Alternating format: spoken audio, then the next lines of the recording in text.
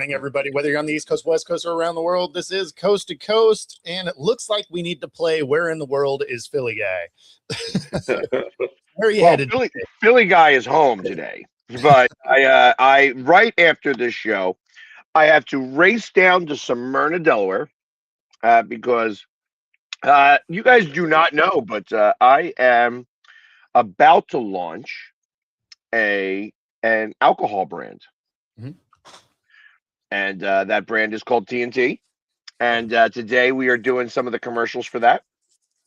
And so I am all painted up, just super excited for the Philly season, a day early, and figured that, hey, why not? Let's just Let's go all come out. on the show like this, because it's hard to drive and paint straight line. That's fair. That's fair. I would imagine everybody else in traffic would prefer you not try to do that also, because that means you are not looking at the road in any way. Exactly. Actually, so we're gonna do a joke one day where I'm going to try to do this without looking. That will be funny. Yeah, like I'm just gonna do the eyes closed thing and try to see if how it looks at the end. I feel like we already know how that's going to look at the end. Yeah, because I'll be honest, I think I'm pretty good, because I would actually probably, the hard part would be that there would be some patching. Certainly, and of course the lines just wouldn't be right. I mean, like the eyes and the mouth would probably be pretty close, just because muscle memory, right? But getting the stripe, I imagine there would be some crossing. So what would probably happen is that it would probably, because of the way that I do it, you may not see it as much, but the lines are actually, it is muscle memory. Oh, okay. So it would be, maybe they would be too close to each other, and then one's too far away. Like it would be, That's what I mean. Yeah, it would look disjointed, but they would look straight, because that's all I can do right now is straight, because I had to teach my hand how to do that. Oh, for sure. But so, yeah, and just for anybody who happened to be watching last night, thank you for coming out. But I did not sleep in this. It does mess up the pillowcases. I have to shower and reapply. I mean, yeah. Well, no, people think that just because I look the same as I did last night, that, oh, wow, you stayed. There's only one time. Like I got home at like 3:00 in the morning. I had to put on the same thing the next day. I had to use one of those airplane pillows. Oh, sure. And then like it was, but I have one that's really thick, so that it would actually keep my head up on, and I had to sleep in a recliner because I had 3 hours. So it was like taking a nap. I gotcha. And so not to have to, take it all off and then put it back on and then try to sleep in the meantime, which would have not happened. I would have been late to one thing or another. So, but either way. Yeah. I mean, we'll get to baseball for sure, but there's a vote happening right now in the NBA that, obviously Seattle fans are excited about. Voting is yesterday and today, so we're supposed to hear whether or not the expansion is actually going to happen, right? And so this vote, it gives hope to the Seattle area, but this vote is basically just allowing the NBA to explore the bidding process of adding the teams. So it is a step closer, but by no means is it a slam dunk that this thing comes together. Right. Now, they only need 2/3 of the vote, right? So they only need 23 of the 30 teams to vote this in. I can't imagine that doesn't happen, but there's still a chance, right? I mean, I didn't figure it was going to need 2 days to vote it in. I figured. I didn't think so either. I mean, you would think that it could have been done in the first 5 minutes, because it's not like you didn't know this was coming for the last few years. But, all the same. They got. Well, let's give a they're talking about league realignment and all of it. Like, there's a lot of things to go over for them to approve this. And I also got to imagine, like, listen, these guys are billionaires. Some of them are out of the country.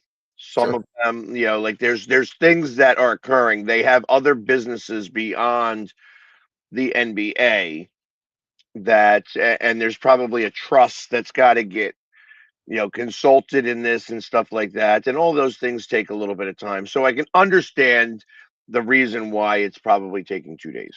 Well, I mean, this is the board of governors, right? So it's not necessarily the owners specifically. Like, it's going to be whoever it is they have as the mouthpiece for this. So, Right. Plus, Won't also, it like, when you stink? get in there, what are the last minute arguments? Like, I guess that's my thing. By the time you get there, you should have gathered all the information, because you had to schedule these around like when all these people are going to be available. So they've known, you know, we even Exactly. announced it, a week or two ago or whatever, that this was happening. So what is the last minute question that you guys are asking? You haven't known for years. well, that's the thing. Like, it's got to be a logistical things. And then there's probably something that the other owners are looking for when it comes to, if we're allowing this, this is the type of ownership group we will allow, right? Or this guy is not allowed to own a team. You know, so there might be some of that. So yeah, I mean, the voting is supposed to conclude today, and so we should get an official word. Again, I imagine this gets pushed through. The other end of it is, you know, they're looking at the financial impact of it. You know, obviously you have to buy into the league, but are they looking at it as, does it water the league down more? Right? Because it's not like expansion teams are generally good. You know, stuff like that. So, I mean, there is arguments against, but once you've gotten to this point, it seems like you'd be pushing it through. Yeah. So here, I actually have another take on that.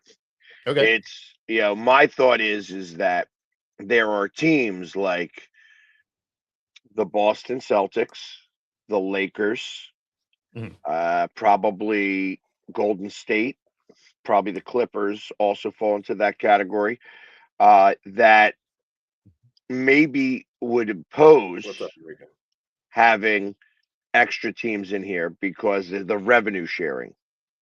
Because these are the teams that are making the most amount of money now, like a New Orleans, who is, you know, not great, you know, in terms of how they make their money, and maybe the Charlotte Hornets and things of that nature, that teams that with, you know, 14,000 seat stadiums that don't sell out and things of that nature, they're all for it, because bringing in more teams brings in more revenue, stuff like that. And I have to imagine that it goes the opposite way for teams that make lots of money already.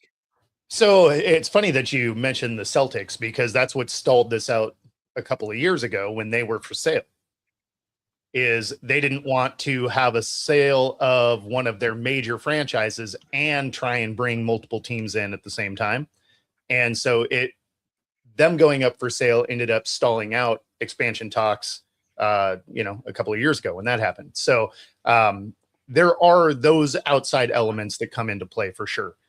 But, you know, on Seattle's side, now you have to start looking at who are the potential owners, right? Yeah.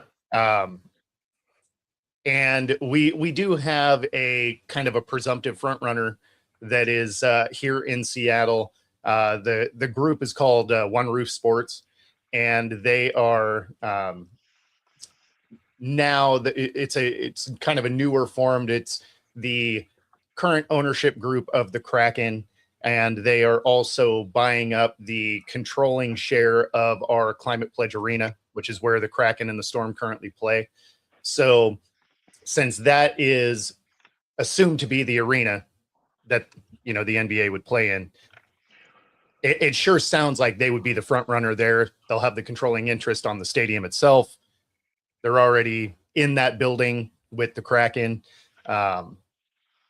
So that's kind of, from the outside looking in, it looks like they would be the front runner here in the Seattle market. Who knows for Vegas? Yeah. So damn, it wouldn't be Kemp and Beast Mode and stuff like that. I thought that those guys would be the ones that would Sean Kemp. I would love to see Sean Kemp back in the NBA. I mean, I believe that they will be around the organization. I don't think any of them have enough money to That's even what I always think. talk about a situation like this unless an ownership group was like, hey, we want you to be part of this, and here is a super low end buy-in. Not to say they don't have a lot of money comparative to those of us on the panel, but when you're talking about billionaires, they ain't those guys. So Right. That's usually why they're usually the face of kind of groups like that, but not Exactly. the main guy.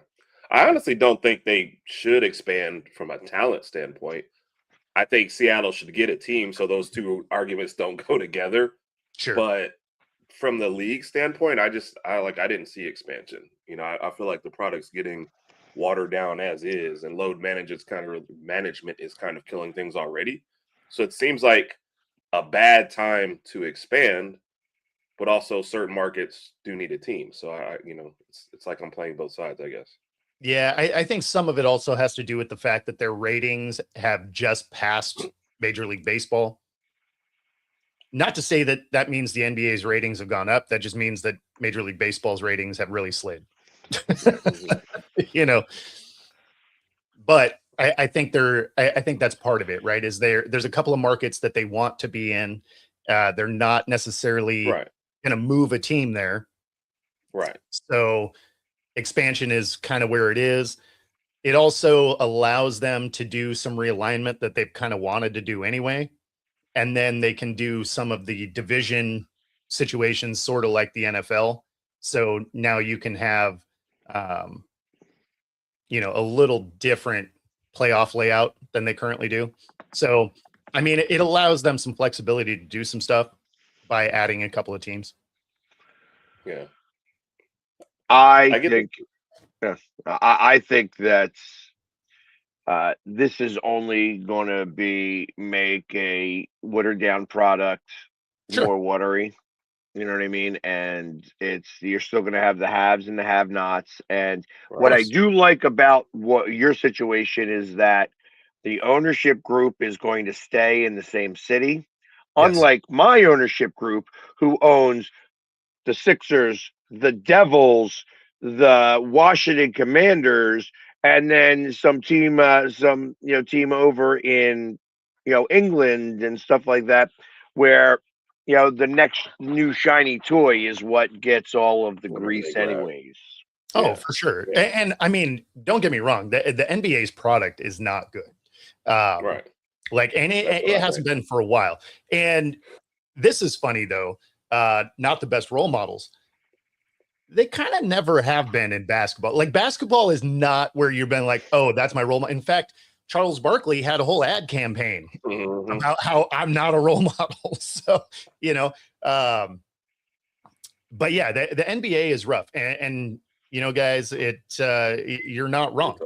Like, it's tough to watch the flopping and the crying and the load management and all of those things. The fact that, rather than ever driving to the hoop, they're just jacking up threes from the logo. Like, there's a lot of things to not like about the NBA. At the same time, we miss having the NBA in Seattle. Right. And that's why I said I see both sides very, very clearly. Seattle deserves a team. And for all my complaints about, the NBA regular season, really, I'll still watch the playoffs. I'll probably watch Christmas Day and then skip most of the games until the playoffs. But I'm sitting here, if the playing games are on, that Tuesdays and Wednesdays, I'm still tuning in for those. So I still enjoy the end product. But if you tune in randomly for game 42, you have no idea who you're going to see, what's going to happen in this game. There's been times when they sit all their stars because all of a sudden, and then mysterious, they've started putting illness on the injury report. This guy's out tonight, illness. But he dropped 40 last night. He just got he's sick of playing. No, there's a lot to not like, but I am with you. I do watch playoff basketball, and one of the biggest things about that is they swallow the whistle. Yeah, they make them go out there and battle. They don't call every single foul. I mean, it was one of the things you could always really tell with James Harden. right? He'd get every foul under the sun the entire season. Playoffs come, he couldn't buy a trip to the line, which I thought was great because he did foul baiting anyway, right? Like he'd kick his leg out, and they had to make a rule against it because he'd do that. That's my favorite part. And kick him. It's just the like James Harden rule. Exactly. I love that one. So I know that Herb is probably, like you said, he likes to watch basketball. So he's waiting for expansion to 42 teams so that Birmingham gets a team. Yes. And If Jamie we're not is going like, to support pro football, we're definitely not supporting pro basketball. Good luck with that. and Jamie King is also the only basketball team they had was when Dr. J was in the movie The Fish That Saved Pittsburgh. So like that's it. There has been no basketball in Pittsburgh whatsoever. So I can appreciate all of that. Hey, listen, I guess we'll see. We'll see if Seattle celebrates. Will they be calling themselves the Sonics or will it become the Seattle Chad? It will be the Supersonics. They get to keep the name and the likeness and history and all of that. So they had to sue them for it because when they first moved, they actually changed the record book for a few minutes to say that 79 championship was the Thunder. And yeah. And so they lost their lawsuit and the history and all of that. But no, Chad's been gone forever. Hey, listen, I thought that would be a great name for a team. The Seattle Chad.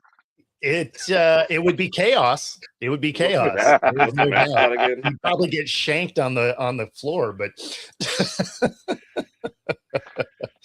yeah, exactly. The history does remain here in Seattle. So there is that. So yeah. And then prior to coming onto the show, solidified the fact that we do have a guest on Tuesday. So we do have Jack Farr, running back coach for the NFL Academy. He will be here from the UK on Tuesday morning. So that's going to be cool. Awesome. And what, in the UK, it's probably what? 1 o'clock. Maybe 1 o'clock there for our show. It's perfect timing for him. He's probably just getting up. Just getting up. Wow. That's a rough night before then. That's right. That's what I was thinking. I mean, you're working for the NFL. I think you have to be a little more on top of stuff than that. Might get you up at noon and you're like, what are we doing? Ask him a question. It's like, huh? I tell you, it's you get a bunch of them. Anyways, what else is happening in sports today? Well, I mean, as I alluded to at the end of the show yesterday, you do have some interesting stuff happening in NASCAR. Tyler Reddick wins his 4th out of the first 6 races. So Reddick and Michael Jordan on top of the podium yet again. Pretty impressive. Really kind of insane to see a charter, club, which are generally, we'll say, underfunded, absolutely dominating the sport this year. Yeah. Now, I'm not saying they're underfunded. Right. Jordan has a money printing press under his house, and then, his business partner is Danny Hamlin, who is a current race car driver. So, I mean, the finances are probably way better than most charter programs, but, winning 4 of 6, winning the first 3 in a row, fairly unprecedented. Yeah. That was crazy to me when I started reading the story, just because I wasn't following. And it was, 3 in a row to start. And then you look at this 4th one, and it just seemed like easily a day where you could have just packed it in because nothing was going right with your car, with your cooling suit, like the battery power, like everything's going wrong. And I know there's two players that thought, hey, I'm going to fight through it. But there's got to be parties like, look, man, I won 3 in a row to start. Maybe today's not my day. If I back off a little, I'll get the next one. Versus, you know what? Forget this. I'm powering through. I'm gonna get right. I want that. Which I gotta feel like, because he's my favorite. I'm always gonna say, is there a little bit of that Jordan mentality of like, hey, we're still gonna come out here and kick butt. I don't really care. Yeah. What's going on? You know what I mean? So you got dude in the room. Yeah. You know what I mean? So it feels like that kind of fight. Yeah. Well, and I mean, and that car was dominant because I mean, you know, at the end of the race, he was so far ahead. Like there was no Right. question he was winning that with 10 to go, unless there was a caution to bottle everybody up. Like he was way out there. So Right. it, yeah, I mean, they battled through a lot to get there, but yeah, I mean, by the end of that race, that car was, no one was catching it. Yeah. But like with 50 to go, he was way behind, right? So somewhere in there, he just decided, I'm not waiting till the end. We're not going to make this dramatic. Let me make my move now and get ahead. So no, it's a great story. Absolutely. NASCAR is Pag's hockey. Yeah, there's not much I could say. I'm like looking at the standings, and I'm trying to figure out how somebody who's got 3 top 5 finishes but no wins is so far down on the list in comparison to guys that have 0 top 5 finishes and like are ranked 4th. So Because of DNFs. So if you finished in the top 5 3 times, there's been 6 races and you wrecked in 2 of them, you got no points for those other races. So that's why you get different points based on every single position that you finish. So if you get a DNF, you know, you get some points if you let a lap or anything like that. So that's how you could actually have some guys that have won some races and be way down in the standings because of wrecks. got it.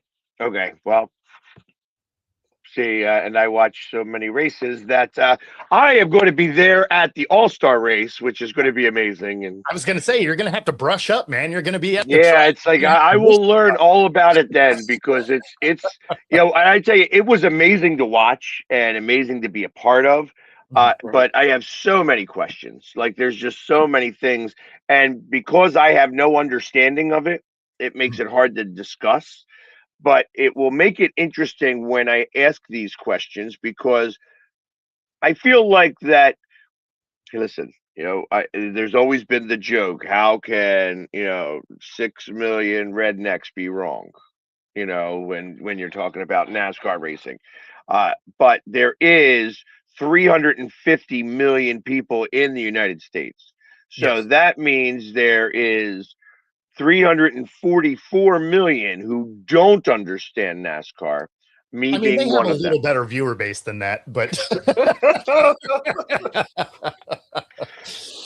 But I'm sure, because obviously it's NASCAR is a great sport, and you have to call it a sport because it really is. These guys do have to train. They do have to be very mentally astute, and just the way that they do things, the hey, team that's it around gets them. so hot. It gets so hot in those cars. Races are exhausting. Yeah. No doubt, no doubt. You know what I mean? So it requires a team. You know, it's not just the driver. The driver is the quarterback, obviously, of the team. So, and as the team wins, that's why you keep hearing this guy's name. It's like, hey, we just won 4 races out of 6. Yep. Lucky me. You know what I mean? But there's so many other things that go into that Oh, for sure. that I didn't know about. Like I said, that because I got to go and see a little bit of it. And when I get to go spend like 2-3 days at the track, you're going to become a lot more knowledgeable too, because my questions are probably the questions of the layman person who just likes driving cars in the first place. You know what I mean? Who does nothing about NASCAR? You know, who's more into hockey and basketball and football and things like that. And they look at NASCAR and be like, is that really a sport? Yeah, is badminton a sport too? You know what I mean? Like it's Depends on it how is. hard I you don't play, think I guess. yeah, that's what I'm saying. I don't think people get how physical like it is doing. I mean, I get tired just driving regularly at times. Now I can't imagine Well, the I mean, reflexes it takes and the speed that they're going at. And then one other point, sorry, oh, good. what you said in there in the middle was perfect. The best driver in the world with a terrible pit crew is not winning anything. Like if you Right, get for in sure. there every time for that stop and they have no idea what they're doing, like you're not winning. So it does take everybody on point just to win that. So Yeah, it is a well, great and little team sport too as well. to give people perspective of the temperature that's in the car, right? So like on a normal summer day, right? Doesn't have to be like a crazy hot day outside, But if it's a 85-degree day, the track temperature is like 110. Inside the car, you're a $120 plus, and then you're in a multi-layer fire suit and gloves and helmets, and so then you're in dirty air behind these other cars. So it's not like it's a comfortable driving experience. So I mean, you're and then it's an endurance race essentially, right? Like you're out there for a few hundred miles. So I mean, it's a grueling task to be in there. And then Jamie, to answer your question, the difference between the next level down in cup cars is there's some rule differences, and the cars are different in a ton of ways. The weight is different, power is different. Like there's a ton of differences between the cars, even though they do look very similar. Now, is that the Arco, the no-op that he wrote there? Is that the Arco series, or is that a completely different one?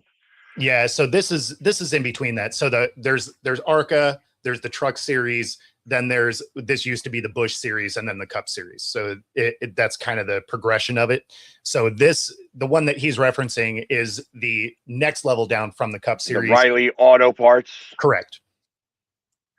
Right.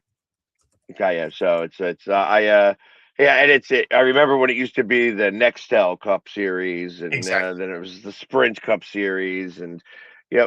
So, but listen, I remember I did a job where I was a waiter at one of the races in Pocono, and this is back when I was really young. I had they made me put on the ear things, so because we were on the inner track, and I got to meet Dale Earnhardt right before the race, and what I remember about him was that at that time, because it was like 2 hours before the race, and he was very robotic at that time. Like it was just like it was almost like he was semi in a trance. Like just the way that the way that you can go up and shake his hand, and you just kind of watch his movements and listen to how people were talking to him and such like that. And he was, and then I was told that's how he prepared. He was very distant. He was very focused. And the job at hand was, hey, I'm getting ready to get in this car and I got to win this race, and so on and so forth. As a young kid, I had no idea. And you're like, driving a car is a sport? No, that's not a sport. You know what I mean? Looking back at that now, in comparison to what I knew then, as a much older, like I said, I was like 15 years old when I did that. Now I'm, 40 years later, just kind of looking back and recalling some of those things. I'm like, they wouldn't even be having the conversation with him 2 hours before the race. You know what I mean? They wouldn't, like, if somebody was there, he'd be giving you one-word answers in his pit, let alone, because so much has changed since then. And it's just like every other sport. I mean, like, I think about what it was like in 1980 when, I love telling the story when a bartender who gets done setting up his bar a little early takes a young 7-year-old Philly sports guy down to the dugout to meet the Phillies. You know what I mean? There's no way a bartender's going to go into the dugout anymore. That's long past. Right. But yeah, it's just interesting how the difference a day makes. Yes. So. Absolutely. So that's my NASCAR story. Yeah. In fact, speaking of NASCAR, we have our opening race weekend this weekend. Now, we don't have any of the big Cup Series here, but we do get the NASCAR K&N Series that comes through, which is below the ARCA Series.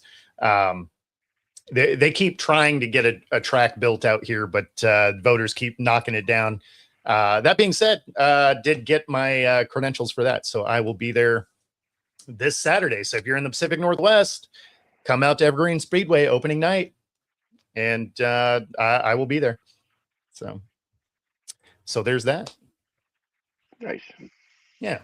I was talking to a guy on Twitter about it too, and he was like, just in prepping for this section and just getting some I posted out a question, he answered, and he's like, for certain tracks, he's like, you need to get to in person to really enjoy. And then he's like, as far as television coverage, he's like, Amazon is the best, and he didn't really like Fox's coverage, which surprised me. I thought it would have been the other way around, but it's kind of like one of those things. I think I need to get to one eventually just to kind of see and feel the whole thing. You do.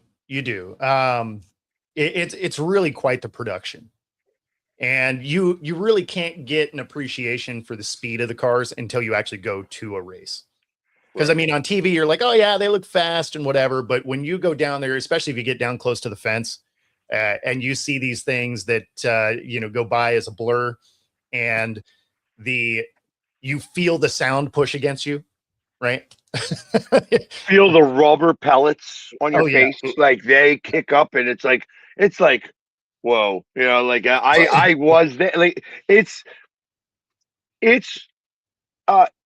amazing. I mean, it's lack of a better word to use there. Like I said, from somebody who was like the first time I ever went to a race was like, wow, that's really loud. You know what I mean? Like, yuck. You know what I mean? I want to go behind I don't want to be outside. I don't want to hear this.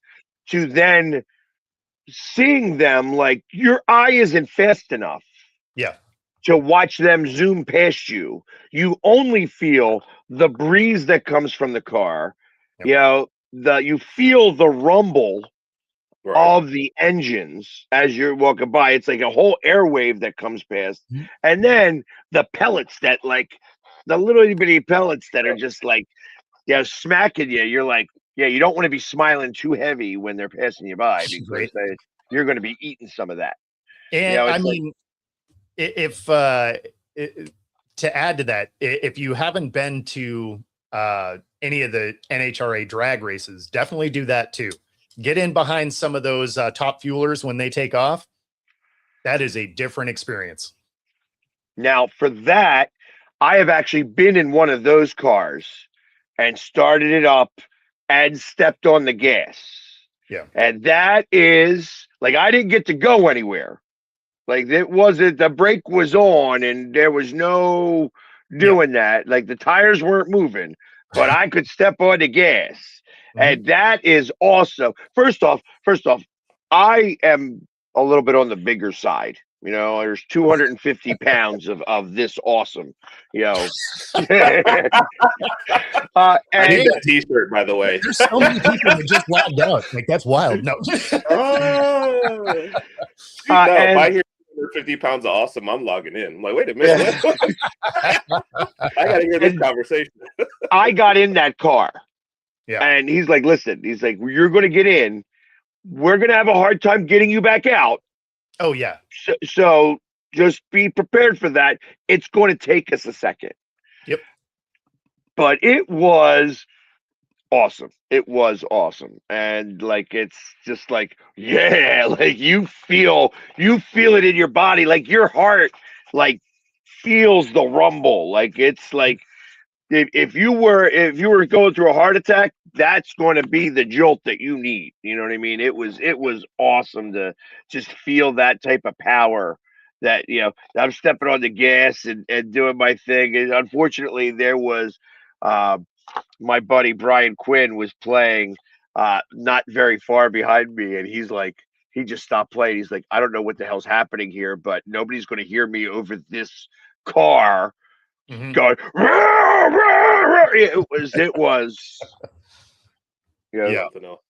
6 shades. No, it's that's another experience that's crazy, especially the first time you see one, because you'll see them do the burnout and you're like, oh yeah, that's loud, and that is maybe a quarter throttle. And so when they go to race, the sound and the pressure coming off those cars is unreal. So definitely check it out. Speaking of unreal, we have Scatabo, who seems like he would be the poster child for CTE, says that CTE doesn't exist, and neither does asthma. You're just soft if you have it. Wow. we all figure his shelf life in the NFL is like 3 years by his style of play. No question. And then I think he'll tell, and he did, to fairness, come back later and go, yeah, okay, that was dumb. We all knew it when you said it, but Yes. and how about asthma just taking a random stray? Like, Right? any other diseases? Well, to be honest, he didn't say asthma. The guy he was talking to mentioned asthma, and he's like, "Yeah, it's all fake." It's like it was. Listen, the whole thing was taken way out of context. He was trying to be funny, and it didn't hit the mark. It didn't hit the mark so much that he got a phone call from the commissioner. When you get a phone call from Roger about something that you said, you messed up. No question. Because Roger is very good at making sure that those things go away. That one was, yo, Cam, shut the hell up.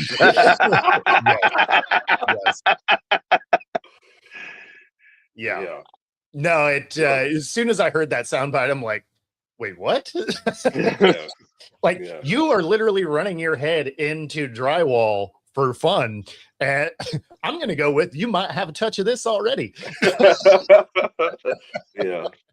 That's one of those things. If something does happen to him, it'll follow him forever. If something happens to him, this will be the first thing they brought up. And like you said, Billy, it might have been taken out of context, but that's 90% of our sound bites these days. Like, that's why you just really have to be careful what stupidity you go with.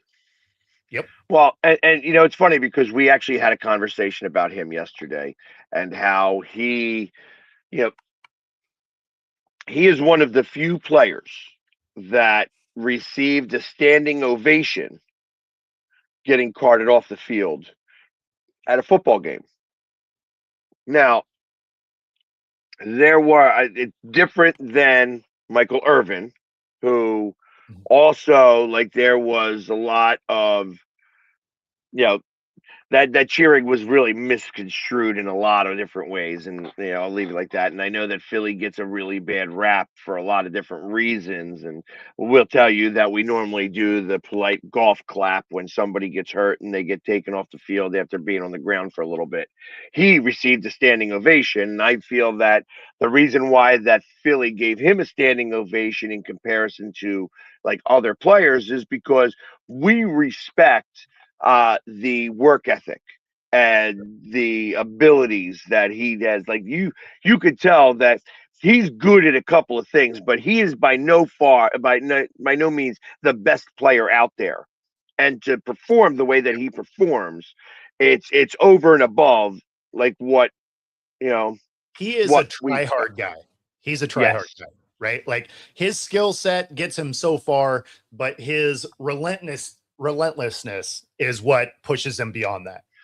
And I feel like Philly people love that more than normal. That's kind of what builds us as our sports town. So the fact that he got the, hey, like I said, a standing ovation, the fact that 3 weeks or 4 weeks earlier, he was doing backflips in the end zone after scoring touchdowns on us.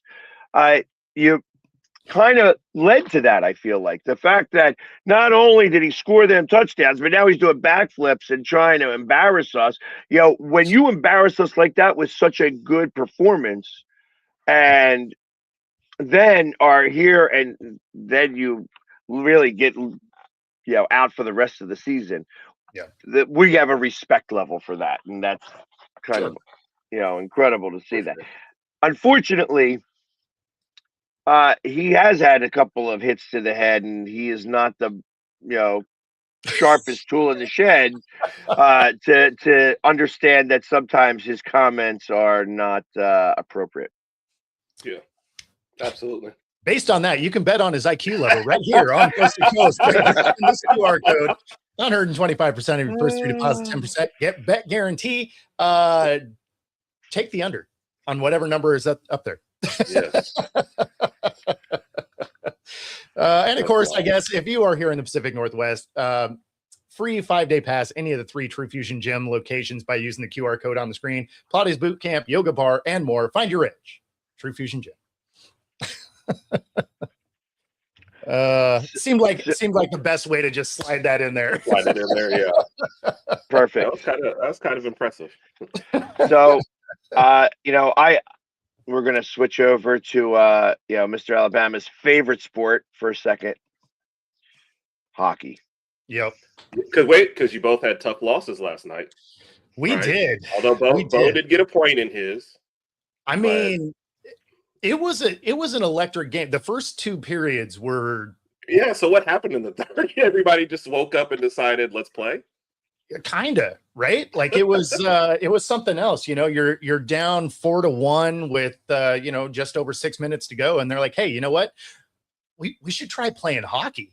And all of a sudden they started finding the back of the net. They end up scoring 3 goals inside of like 4 minutes and go to overtime. Overtime period yielded nothing. There was a lot of just move the puck around, not a lot of shots on goal by either team.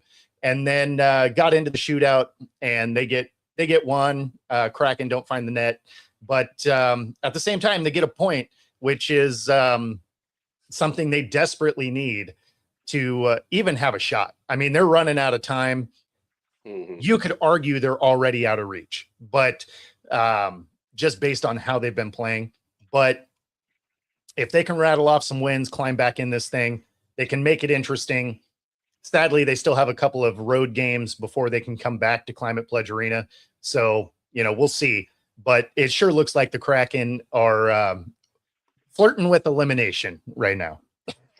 They have a 7% chance of making the playoffs. So, which is not very good. High. That seems high. Yeah, it's not very good. And actually it's not very high. So it's 7% is sounds high in football. No. 7% is nothing, and it still sounds high. Yeah. But they do have a 7% chance. The Flyers, had they won last night, would have had an 18% chance of making the playoffs. The fact that they didn't get 1 point, right? Actually, had they gotten 1 point and lost that game, they would have had a 13% chance. Sure. Now they're down because they didn't even get that point. They're down more to like a 9 or 9 3/4. So it's almost 10% chance of making the playoffs. And the win would have been 18% because it was such a significant win. Right. I am so pissed off at this team. I am so frustrated about this team that they cannot seem to put together 3 periods.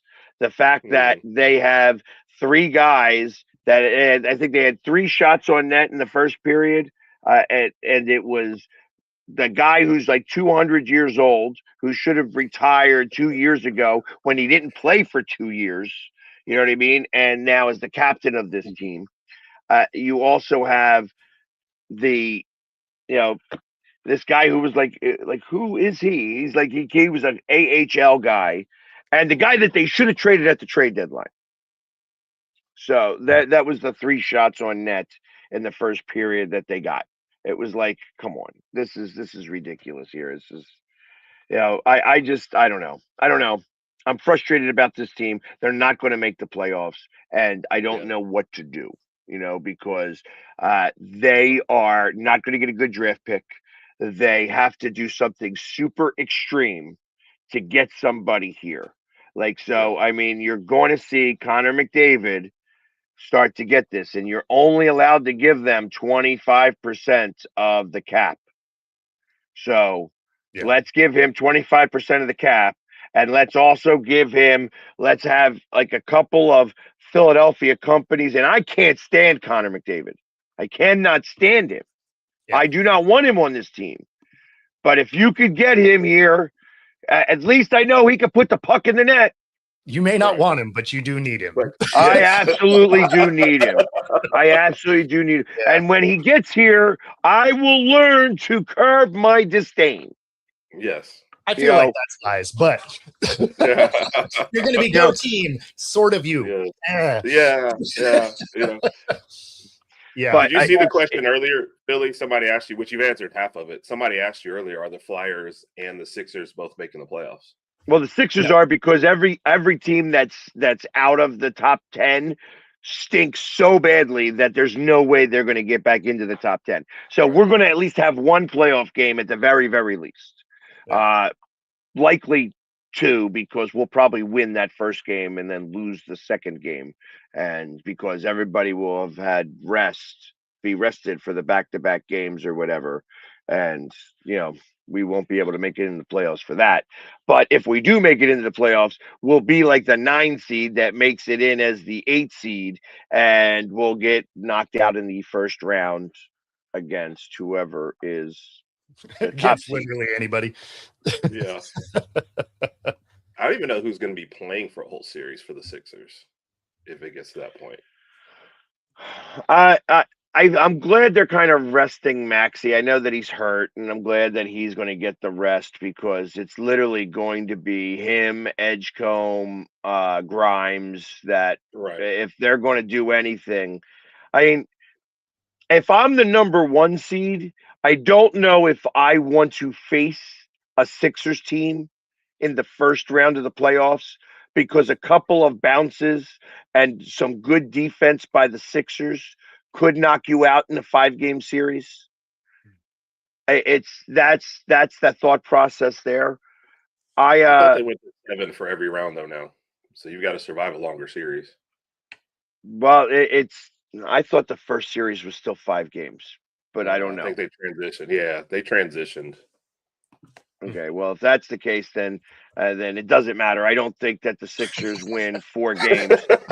I don't think so. I think that there was a possibility that they win 3, and it would take a little bit of luck and a lot of they're having off nights and we're having on nights type of situations.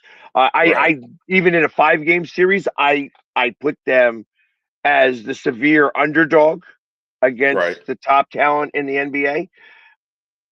In a 7-game series, there's no chance. Yeah. It's just because you can't do it that much. And like it says, is Embiid going to play all 7 games? Is he only going to be able to play 4 because he can't go the next night? Is it, it's like the way that ownership has dealt with this team has been so frustrating in general. I don't hear about Wembanyama taking any nights off.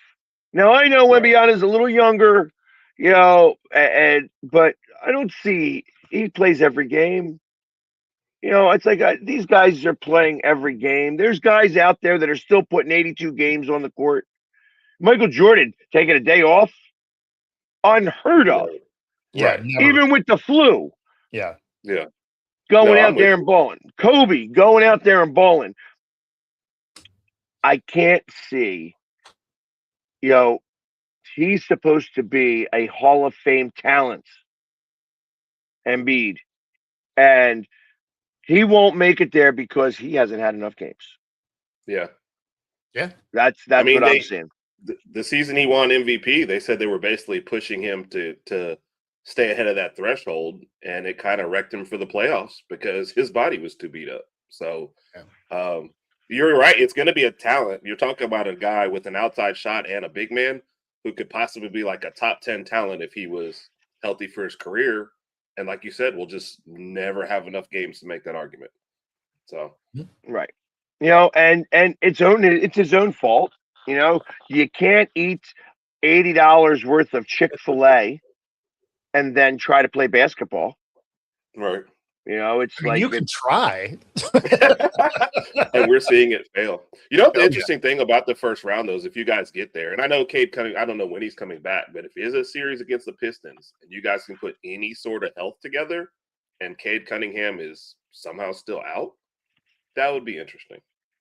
But that's really the only shot I would say. Yeah. The Pistons being a young team that have not a lot of playoff experience is, I think, one of the more perfect matchups for the Sixers. For sure. The problem is that they're going to have to get past Charlotte, because I think that Charlotte's going to be in that play-in. And unless Charlotte is the 7 seed, they get the number 7 spot, win that first game. and we don't have to play them. Charlotte in the second game of that play-in tournament, the 2 games, Charlotte's defense is stifling against the Sixers for whatever reason, and we can't seem to beat them, and that causes fits for the Sixers. He can't coach around it, and it's that means that Charlotte would become the 8th seed, and I think that's kind of what I foresee. And to be honest, I almost want it to happen. It's like I am not a fan of this ownership group. I feel that this ownership group, different than the Seattle group, because they own the Jersey Devils, and then they own Washington Commanders now, and because Washington went to the NFC Championship game in their first year of ownership, and they got the NFL draft coming there, and they got a brand new stadium about to be built, that everything else, there's no grease for any other wheel. And that's why you see the Devils stink out loud. That's why you see the Sixers performing like they do. There's no regimentation, and there's no real good executives that push a winning culture down on the rest of their franchises. So it's all now Washington, Washington, Washington, and forget North Jersey, forget Philadelphia, because we're not going to be making as much money. That's the thing. If you were going to focus on one of the 3, it's the NFL every time. Mm-hmm. I mean, the money is just not even close. So, and that's kind of why I am, I'm just so frustrated with the way that Philadelphia sports, in winter sports are going. It's like the Flyers. This is what happens when corporations own sports franchises. Dallas, the Dallas Mavericks, when they were owned by what's his face, he was there on the court. He watched them perform. He did those things. He willed that team to a championship. He willed them to a championship. They weren't the best team in the league by far, but they had an owner that cared. And when you have an owner that cares and is there in the trenches with your guys, again, the team that drinks together wins together. You know what I mean? And when you have your owner there at the bar stool right next to you, telling you how good of a job or that he expects more from you, you start to win or lose depending on how that goes. And he saw that it was too much for him to do too. He took too much pride and too much care. That's why the New York Jets ain't going to do nothing until Gary V buys them. Right. You know what I mean? And the moment that Gary V buys that team, watch out for the Jets. The Jets will become the next New England.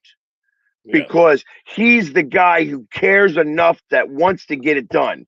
And until your ownership stops looking at the dollar signs and starts looking on how to do the production portion of this, not just, hey, we're going to do enough to get the guys in the seat.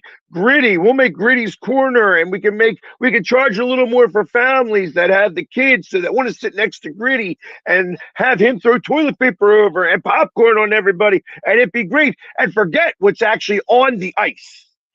Yeah. No, I mean, it's one of the things that worries me when it comes to the Seahawks, right? I mean, when you saw the Seahawks really change is when Paul Allen bought the team. And then they have been a perennial team for playoff runs, right? Like you're in the conversation all the time, which, let's be honest, when you were looking back in the 90s, that was not the conversation, right? Yeah. So now, because that sale is going to happen, do you have somebody that is that committed to winning? Not meddling, right? You don't need a Jerry Jones. But do you have an owner that is like a Cuban or a Paul Allen or, somebody that wants to win, and they're going to get people in place to do exactly that, right? Yeah. And so that's the big worry here in Seattle is, will that next owner or ownership group, depending on how it comes together, be that guy? Yeah. It's going to be tough to replicate that. Yeah. But you see that in, like, I mean, it's a great point, Philly, because like, and I know they haven't had the playoff success they wanted, but the Clippers before Ballmer were a team that would draft a high pick, let the guy go, draft another high pick. Now they're actually putting together teams that, you know, hey, they're making the playoffs, they're in the conversation every year, and they're getting stars out there. Now it's not ending where they want, but it's still there. And I love the point about Cuban, because he was impassioned. Well, we always used to make fun of, oh, he's out here in shorts and in jeans, but he cared about the team. He turned his back for 2 seconds, and they traded away Luka. It's like, wait a minute, like what are we doing here? So yeah, it's you have to have an owner that cares. But then, like Bo said, you can't go into the Jerry Jones level of caring, where it's care more about myself than the team. So it's definitely a fine line as an owner. Right. It can't be about ego. It actually has to be about wanting to win championships. And I will say it's why the Eagles have done so well. You know, as of late, it's like because they want to win championships. Do they always get it right? No. You know, and there's going to be mistakes that get made. And, you know, but when you think of gold standard of excellence, since in a field of ownership, Jeffrey Lurie, since he became the owner, has, you know, and he became the owner in, like, I think it was like 94, 93, 94. Since he's become owner, they have really known a lot more winning than losing. And that is attributed to what he puts in his staff and how he treats his people and so on and so forth. And I feel like that if there was more of that in sports, you would see different types of champions. That's why also I feel like small market teams now sometimes have the advantage because, you know, outside of baseball is the anomaly because the Dodgers have made that the anomaly. And before that, it was the Yankees. So, but the small market teams in different sports, if you have the ownership that cares, you can get there faster. That's why the Lightning are doing so well. That's why the Florida Panthers are doing so well. That was why when Vegas came into the league, they were doing so well. You know, it's because it's not corporate entities. They're guys that want to hold up the cup. Yeah. And that's all that matters. Yeah. I mean, you need somebody that isn't worried about it being the most profitable thing ever. You want to win. You know, it's somebody that's competitive. That's who you want as an ownership, right? You want somebody that wants to go in and be like, hey, you know what? We may not make as much as we could if we do these little things, but you know what brings in other money? Trophies. 100%. On that note, that does get us to the top of the show. If you're listening on 97.3 ICU radio, we do have some smooth jazz headed your way. If you are listening everywhere else, be sure to like and subscribe. Helps us bring our stuff to you. Otherwise, we are going to get out of here. We will see you all tomorrow. Take it easy, everybody. See ya.